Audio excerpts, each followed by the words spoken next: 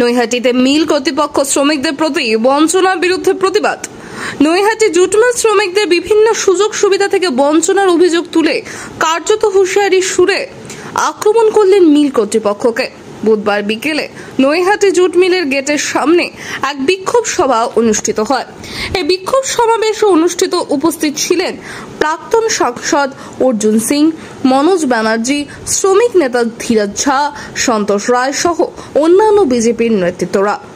সংবাদ মাধ্যমের মুখোমুখি হয়ে প্রাক্তন সাংসদ অর্জুন সিং বলেন, মিল কর্তৃপক্ষ শ্রমিকদের পিএফ, ইএসআই, গ্র্যাচুইটি ঠিকমতো দিচ্ছে না। পাশাপাশি হুকুমচাঁদ জুট মিলে একাধিক শ্রমিকের কর্মরত অবস্থায় মৃত্যু হলেও মৃত সব শ্রমিককে আর্থিক সাহায্য করা হচ্ছে না বলে অভিযোগ করেন। রিপোর্ট নিজস্ব প্রতিনিধি ভোরের সংবাদ। और सरकार के दबाव से मजदूरों का हक मिलता है। यूनियन लड़ाई करती है, यूनियन आंदोलन करता है। यूनियन पहले सीपीएम के जमाने में स्ट्राइक भी होता था। इस सीपीएम के जमाने में स्ट्राइक होता था। स्ट्राइक करते करते सीपीएम का एक नारा था कि हम मजदूर भाई भाई लड़के लेंगे, पाई 20% बोनस देना होगा। मैं आपको पता है कि मैं भी जूट मिल में नौकरी किया। मैं जूट मिल में नौकरी करने के बाद हमने देखा, बचपन से हम लोग जूट मिल के साथ ही हम लोग का संबंध है। जूट मिल का इलाका है।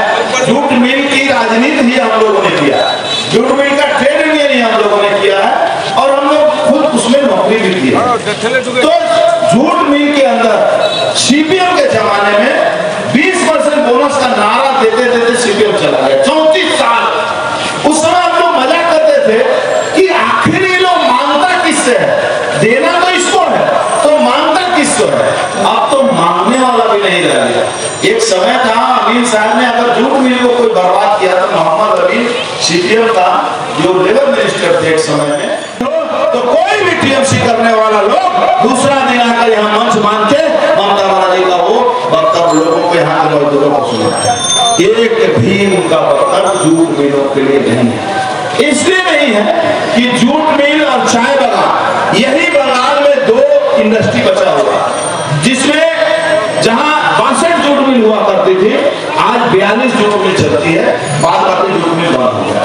चाय बागान मोटा मोटी खत्म हो गया। चाय बागान अब बचा नहीं है। हाँ, चुनाव जब आएगा तो ममता बनर्जी को कह रहे ना हमी ओटाके एक्वायर कर लिया, हमी अधिग्रहण कर लिया हमने और वहां सरकार एक कारखाना चलाएगी आपके जस्ट अपोजिट में डलर कारखाना। ममता बनर्जी जब चुनाव आता है तो उसको अधिग्रहण, अभी तक 3 बार अधिग्रहण कर चुकी है।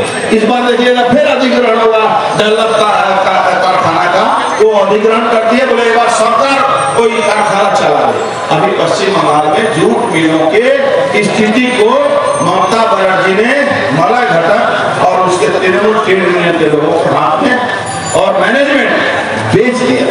एक समय था ये मिल के मालिक জুট মিল কর্তৃপক্ষকে হুমকি দিলেন কেন? এরা ওই পাত্র আছে, এদেরকে হুমকি না দিলে বুঝায় না। আমাদের হুমকি না, আমরা হুমকি দিলে কাজও করব।